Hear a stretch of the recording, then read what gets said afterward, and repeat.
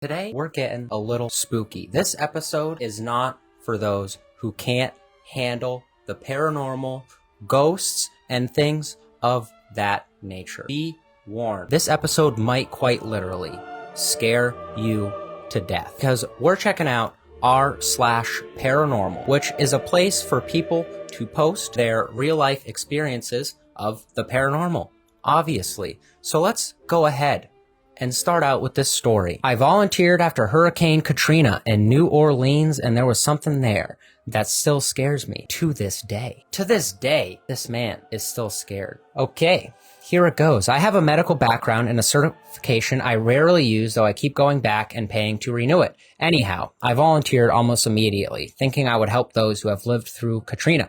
This was not the case. There are a few of us who are assigned once the water started to recede to find houses that had dead bodies in them. What a fucking job. Finding dead bodies after the water has receded. That really must just get you going in the morning. What do you do for a living, man? Find dead bodies in the wreckage of hurricanes.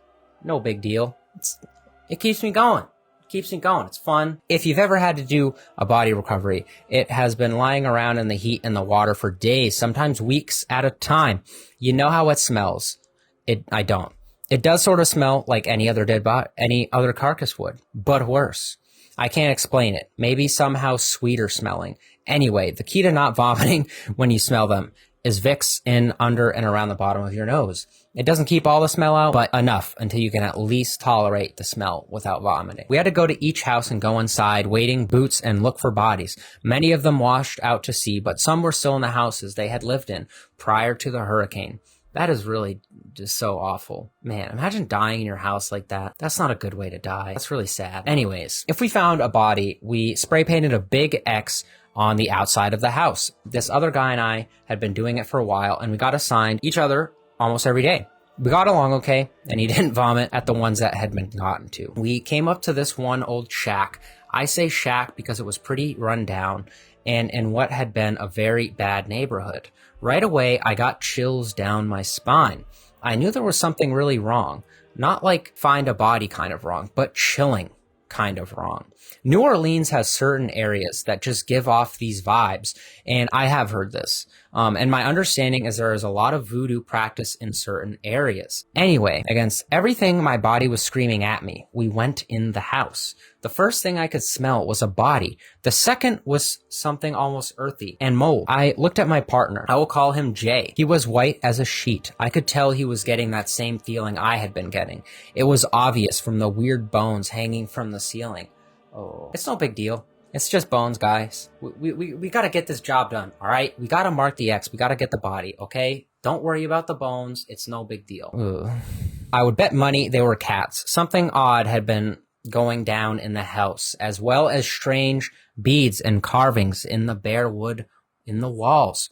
We went into what was a kitchen, and there chained to a beam was an old lady, or what was left of her. She had chained herself by her wrists to the beams. Her guts were falling out on the floor. The creepiest thing was her face still looked as though she were alive and staring at us with a wicked smile, showing only partial teeth. My skin started crawling as the goosebumps spread over my body and neck hair stood up. Suddenly, I heard the most unearthly cackling noise I have ever heard in my life, and my flight or fight kicked in. Jay and I noped. I love it. Jay and I noped out of there. We quickly painted the X and literally ran to the next house. These guys have the right idea. They got my kind of mentality, all right? You see some spooky shit, you just run like Scooby-Doo and Shaggy. Do you want to die? Do you want to get possessed? No, you don't. So what you do, you just run. That's the way to go. Run from everything. Now, I don't know if that old lady had practiced voodoo or whatever, but that scared the ever-living shit out of me. It still gives me nightmares. The people I feel sorry for are the ones who had to take that crazy lady out of there. Jay and I discussed it that night after we went back to the hotels north of there. He had heard the cackling too, but we both said it had to have been the wind or something. Something my daughter told me terrifies me. Well, fantastic. Let's see. Let's see what terrifies you. I hope it's not that terrifying. This past year, my family went on a sabbatical in another country. My daughter 4 talks a lot about returning to our old house, and something she said recently gave me chills. Daughter, when we go back, can I sleep in mommy's room? Yes, sometimes we can have sleepovers, but don't you remember you have a huge bed to sleep in your room? All your toys are in there, your stuffed animals.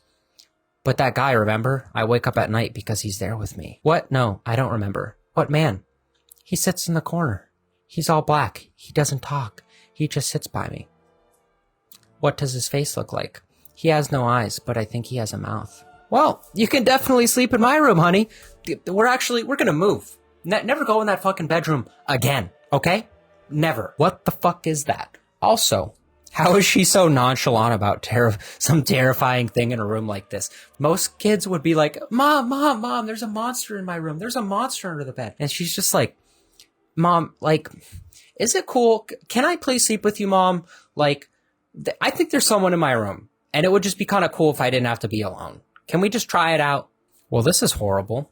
I believe the ghost of a suicide victim tried to get me to kill myself too. I shared this story in a comment in an Ask Reddit post and realized it would probably be appreciated here. This is a true story. Trigger warning for suicide. My husband and I moved into an apartment a couple years ago where I started to basically go insane. It always felt like someone was watching me, and I became horrifically depressed. I would get so sad that sometimes I would even just spontaneously start crying, and I often fantasized about hanging myself from the rafters in this one room. I would sometimes hear the rafters creaking and go in there. Imagine myself hanging in front of the window, being the cause of the creaking. I had been depressed in the past, but this was something on another level. I was seriously suicidal, despite being happily married and genuinely enjoying life before moving into this place. I thought I had some serious mental illness that was emerging. Several months into living there, our neighbor, a sweet old woman that had lived in the building for decades, told us a young woman had hung herself from the rafters in that room in the late 80s. She was discovered by a man walking his dog who saw her hanging in front of the window. Our neighbor said she was a very unfriendly person who kept to herself and never had anyone ever. According to her, every single one of the female tenants in their mid-20s to early 30s that have moved in since her suicide never renewed their leases past the first year, and all seemed troubled, as she put it, while they lived there. I was 27 at the time, the exact same age she was when she died. My husband and I noped the fuck out of there pretty much immediately after we learned this. We still had a few months left on our lease, so we had to pay double rent during that time, but it was worth it. Literally the day we got out, my mental health recovered completely and has been back to normal ever since. I believe with all my heart that she was in there, in that apartment with us, and for whatever reason, she wanted me to repeat history and endure the same fate as her. I do think that is a proper ending point. That was a rather creepy story. I think a lot of the posts we read today were rather creepy. Whether or not you believe them, they were still entertaining enough, I thought. I'm a big fan, and I would say believer in the supernatural. So it was nice hearing and reading to you guys some instances and cases where, within good reason, it seems to be that these individuals making these Reddit posts experience something kind of freaky, a little freaky. I hope you can go to bed with the lights off tonight. If not, I do apologize, but at least we can suffer together, because I'm a little scared too. Not gonna lie. If you enjoyed this video, smash that like button, hit subscribe, and as always, I will see you next time.